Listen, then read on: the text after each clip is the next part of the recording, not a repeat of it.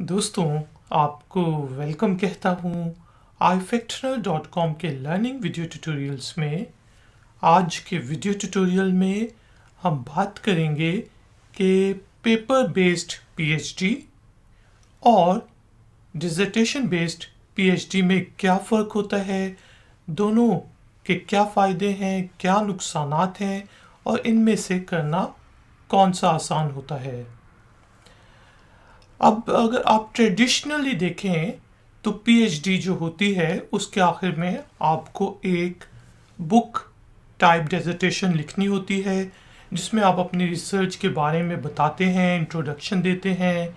फिर जो आपने एक्सपेरिमेंट्स अगर किए हुए हैं तो उन एक्सपेरिमेंट्स के बारे में बात करते हैं, उनके रिजल्ट्स क्या आए हैं, उनका बेसिकली फिर कंक्लूजन क्या है आपकी रिसर्च का, और फ्यूचर में वो रिसर्च कैसे की जा सकती है। आज से 10-15 साल पहले जो था डिसर्टेशन बेस्ड पीएचडी बहुत ज़्यादा कॉमन थी। लोग 2-3 साल पहले रिसर्च करते थे और फिर आखिर में आके 1-1.5-2 साल लगा के वो एक डिसर्टेशन लिखते थे, अपने थीसिस के बारे में एक किताब सी लिखते थे। लेकिन ये जो डिसर्टेशन बेस्ड पीएचडी होती है उसमें मसला ये होता है कि जब आप आखिर में आके लिखना शुरू करते हैं तो अपने सुपरवाइज़र से, एडवाइज़र से और जो आपकी कमेटी होती है पीएचडी की कमेटी, उससे फिर वो डिसर्टेशन अप्रूव कराना मसला हो जाता है। क्योंकि अगर आपकी पीएचडी में ऐसी है कि आपका सुपरवाइज़र भी है, आपके 2 एडवाइज़र्स हैं, आपके 6 कमेटी मेंबर्स हैं, तो फिर उन सबको आप डिसर्टेशन भेजें तो उनके डिफरेंट फीडबैक्स आएंगे। और आम तौर पे जो फीडबैक आता है जब पूरी आप बुक लिख के दिखाते हैं अपने सुपरवाइज़र को, एडवाइज़र को, कमेटी मेंबर्स को भेजते हैं, तो ये नहीं है कि वो आपको 1 हफ़्ते, 2 हफ़्ते, 3 हफ़्ते में रिप्लाई कर दें। कई दफ़ा वो 3 महीने, 6 महीने तक लगा देते हैं डिसर्टेशन को पढ़ने में और फिर आपको फीडबैक देने में, क्योंकि आप उनके लिए एक सिंपल सा प्रोजेक्ट होते हो और उनके पास और भी बहुत से प्रोजेक्ट्स होते हैं। तो डिसर्टेशन बेस्ड पीएचडी में फ़ायदा आपको ये होता है कि चलें, आपके पास कंट्रोल होता है, आप एक ही फ्लो में लिखते हैं और अगर आपने चेंजेस करनी हो तो आप उसमें चेंजेस कर सकते हैं। लेकिन उसके नुकसानात में यही है कि टाइम ज़्यादा लग जाता है फीडबैक आने में, फिर उस फीडबैक को इनकॉर्पोरेट करके भेजने में, फिर आने में। और अगर आप इंग्लिश के अंदर पीएचडी कर मतलब लिख रहे हैं अपनी डिसर्टेशन, तो हमारी क्योंकि इंग्लिश इतनी अच्छी नहीं होती तो फिर उसके भी मसले आ जाते हैं, फिर एडिटिंग होती है और काफ़ी चीज़ें हो जाती हैं। अब दूसरी तरफ हमारे पास आ जाता है paper based PhD. Paper based PhD relatively आखिर में आपको बहुत ज़्यादा आसानी करती है, क्योंकि आप अगर 2-3 कॉन्फ्रेंस पेपर्स निकाल दें इंटरनेशनल कॉन्फ्रेंसेस में,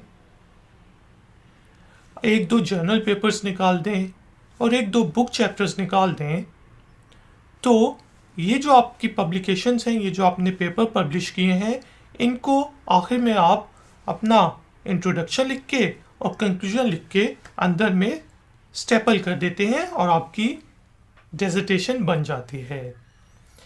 पेपर बेस्ड पीएचडी का सबसे बड़ा फ़ायदा ये होता है कि जब आप भेजते हैं अपने कमेटी मेंबर्स को, सुपरवाइज़र, एडवाइज़र को फीडबैक के लिए, तो आप उन्हें बता देते हैं कि ये पेपर्स जो हैं, बीच के पेपर्स 5 चैप्टर्स, ये पहले से पब्लिश हो चुके हैं।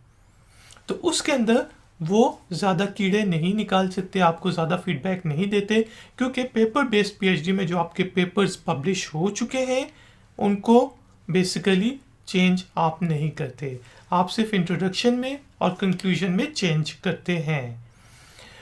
अब पेपर बेस्ड पीएचडी का फ़ायदा तो ये होता है कि आपको सिर्फ 2 चैप्टर्स में चेंजेस करनी पड़ती हैं, फीडबैक लेना पड़ता है और आपके पास ये भी होता है डिफेंड करते हुए कि ये पेपर मैं पहले ही पब्लिश कर चुका हूँ, मैं फीडबैक ले चुका हूँ रिव्यूअर से, मैं अपनी ऑडियंस के सामने इसे प्रेजेंट कर चुका हूँ और उनका भी फीडबैक आ चुका है। तो उस वक्त आपको डिफेंड करने में, पीएचडी डिफेंस जब हो रहा होता है तो उस वक्त भी आसानी होती है। लेकिन पेपर बेस्ड पीएचडी का सबसे बड़ा नुकसान ये होता है कि आप डिफरेंट टाइम पीरियड में एक एक चैप्टर ये पेपर्स जब निकाल रहे होते हैं तो उस वक्त शायद आपका रिसर्च का मोड कुछ और होता है, स्टेज कुछ और होता है, उस पेपर के कंक्लूजन्स आप थोड़े से डिफरेंट निकाल रहे होते हैं अगले पेपर से।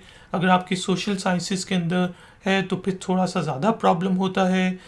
तो उसमें ये होता है कि फिर आपको आखिर में जब इंट्रोडक्शन लिखना पड़ता है और कंक्लूजन लिखना पड़ता है तो आपको तमाम के तमाम पेपर्स को कंसीडर करना पड़ता है, और आमतौर पे फिर आपको इंट्रोडक्शन लिखने में काफ़ी मसले पेश आते हैं।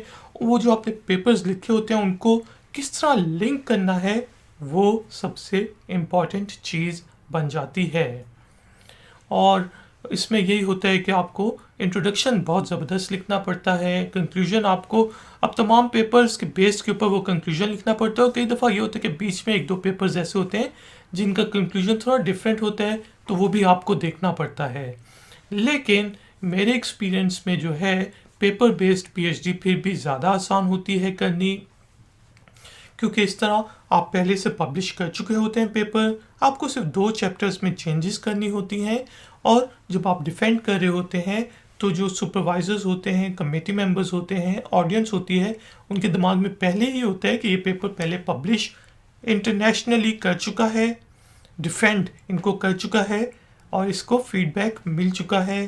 तो इस वजह से एक किस्म का साइकोलॉजिकल इफेक्ट पड़ता है और वो आपसे ज़्यादा सवाल नहीं करते। अब डिपेंड करता है आपके सुपरवाइज़र पे, एडवाइज़र पे, आपकी फील्ड के ऊपर कि क्या उसके अंदर पेपर बेस्ड पीएचडी होती भी है या नहीं, या जिस यूनिवर्सिटी से, जिस इदारे से आप पीएचडी कर रहे हैं, क्या वहाँ पे अभी तक ये कॉन्सेप्ट आया है या नहीं। अगर कोई प्रॉब्लम हो तो आप उनको यूरोप की, अमेरिका की बेस्ट यूनिवर्सिटीज़ की एग्जांपल्स दे सकते हैं कि वहाँ पर पेपर बेस्ड पीएचडीज़ में इजाफा हो रहा है। उम्मीद है आपको ये ट्यूटोरियल पसंद आया होगा। कोई भी आपका क्वेश्चन हो, कोई भी कन्फ्यूजन हो, आप मुझसे पूछ सकते हैं। प्लीज़ वीडियो को लाइक ज़रूर करें अगर तो पसंद आई है, नहीं पसंद आई तो डिसलाइक भी कर सकते हैं। मिलेंगे एक और नए ट्यूटोरियल में। Until then, take care, keep learning, keep enjoying, good day.